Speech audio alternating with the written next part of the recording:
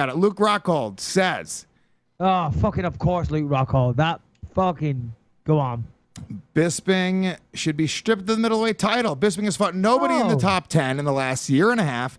Still isn't going to fight anybody in the top 10. Where does that put him? I think they should pull the title from guys like that who won't fight anybody in the top 10. They pulled the title from Germaine de Randamie because she wouldn't fight the number one contender. Why is this any fucking different? He's so mad.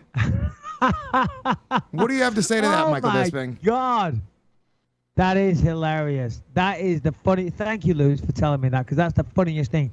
I mean, here's a guy that's out there campaigning for me to be stripped. I mean, campaigning for the guy that knocked him out cold to be stripped, rather than saying, listen, let me fight him, let me get a rematch, let me beat him. He's asking the UFC to strip me. First of all, they did an interim title fight, as we all know.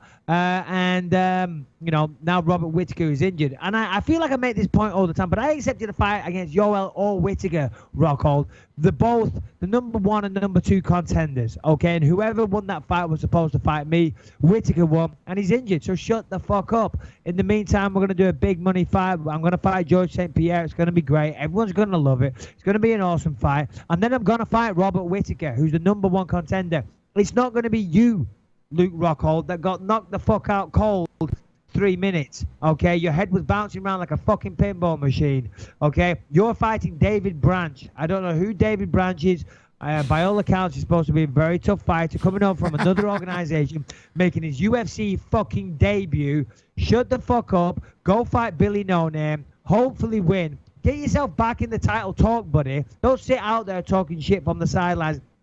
Oh, I feel like Michael Bisping should be stripped. Yeah, he hasn't fought anyone outside the top 10. I mean, that's pretty much how he talks. You're a joke. Luke Rockhold, you are a fucking joke. You are a vagina. If you got a problem, come and see me. All right. Speaking of Robert Whittaker, he says that his knee should be healed up in the next 8 weeks or so. Could have probably made a fight by the end of the year, but does not disparage you or the UFC for making the GSP fight. Anything on that? Yeah, well, you know, Robert Whittaker is a level-headed, educated, intelligent man, as opposed to Luke Rockhold, who is a volatile, nasty, spiteful little human being who is on his period right now, by all accounts. No, I actually messaged Robert before the GSP fight happened. I sent him a message on Instagram. I said, hey, Rob, hope the knee's healing well. Do you think you'll be able to fight by the end of the year? And he said, yeah, looking like it. I said, okay, great. You know, best of luck with that. And it was all very civil, all very good. You know, Rob's a decent guy, but, you know, then the UFC came out with this George St. Pierre fight, so that's going ahead. Listen, that's November 4th. It's not that long away. And then me and Rob will get it on shortly after that. I mean, who knows? Maybe George St. Pierre and Rob will get it on after that, but I highly doubt it. But rest up, Robert. Hope you're healing well. So, and then also, you had said that Woodley was talking shit, but I can't find anything. He talked. Yeah, on the MMA Hour last week with Ariel Helwani, he was going on some rant about Dana White, like he did last week. He was talking shit about Dana White, justifying himself as a champion, bigging himself up as to how his fight with Maia was so good and this and that. And good for him. God bless him. You know, it was a tough fight. And I actually defended Woodley. I actually said, listen, you know, was it the most exciting fight? No, but winning is crucial. Winning is the main thing, and good for him. He got the job done against a lot of people that haven't been able to beat Damian Maia. He stopped the takedown, and that is the crucial thing to do. Could it have been more exciting? Yeah, of course it could. But whatever, I defended him. Then he went on Ariel Helwani's show and was saying, yeah, Michael Bisping, I ain't out here ducking everybody. I ain't out here faking a knee injury is what he actually said. I ain't out here faking a knee injury and fighting people outside the top 10. And I was like, I was kind of scratching my head thinking, what is your problem? Listen, mate, just because everyone's, you know, taking a dump on you right now, just because the crowd were booing, just because everyone was checking fucking Instagram whilst you were fighting, that ain't my fault, buddy. And don't throw shit at me to try and deflect onto you. So I was a little disappointed in Tyrone there. Tyrone's a good guy. We've got a good relationship. But I was a little miffed at those comments. I just didn't understand it, you know. Yeah, here's the problem with Tyrone. You have my number, buddy. Yeah, it's almost like a thing where it's like, I think he gets emotional and then just like lets it go.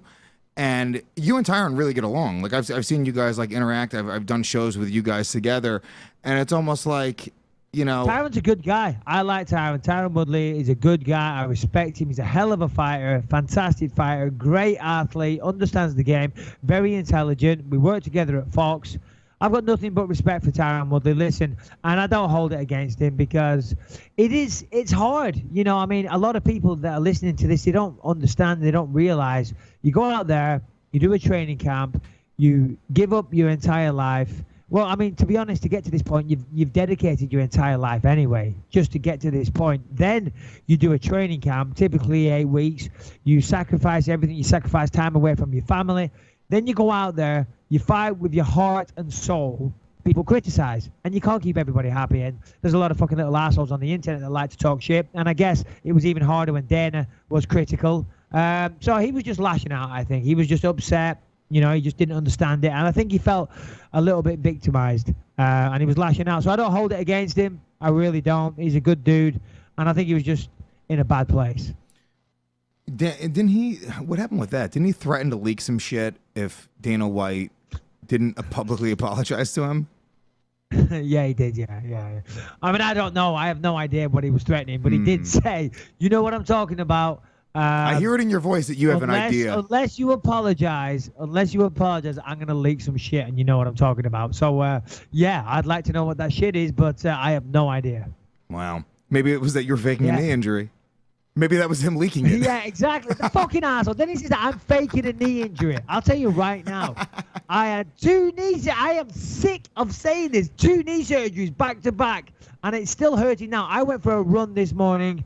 And yes, it still hurts.